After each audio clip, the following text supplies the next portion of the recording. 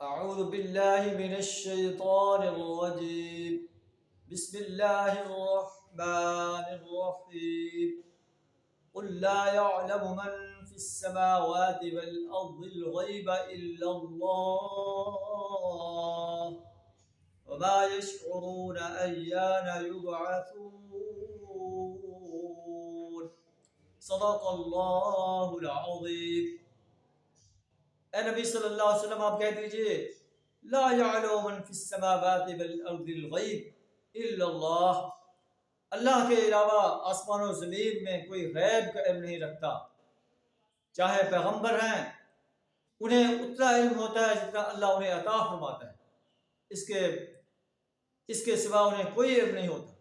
وما یشعرون ایان یبعثون، اور وہ نہیں جانتے کہ وہ کب اٹھایا جائیں گے.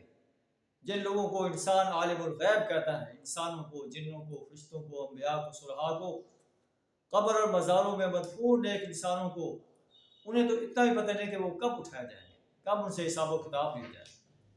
بل ادارک علمہم فی الآخرہ، بلکہ آخرت کا علم تو ان سے گم ہو گیا ہے. بل ہم فی شک منہا، بلکہ وہ اس کی طرف سے شک میں ہیں. بل ہم منہا عمون، بلکہ وہ اس سے اندھے ہیں. اللہ سے دعا کریں ہمیں اپنی وحدانیت کا صحیح شعور عطا فرمائے، اپنی ذات کو عالم الغیب ماننے کی توفیق عطا فرمائے، اپنی ذات کی پرستش، بندگی اور غلامی اور اطاعت کرنے کی توفیق عطا فرمائے، اپنی ذات کی حاکمیت کو تسلیم کرنے اور اپنی ذات کی حاکمیت کو قائم کرنے کے لیے جد و جہد کرنے کی توفیق عطا فرمائے.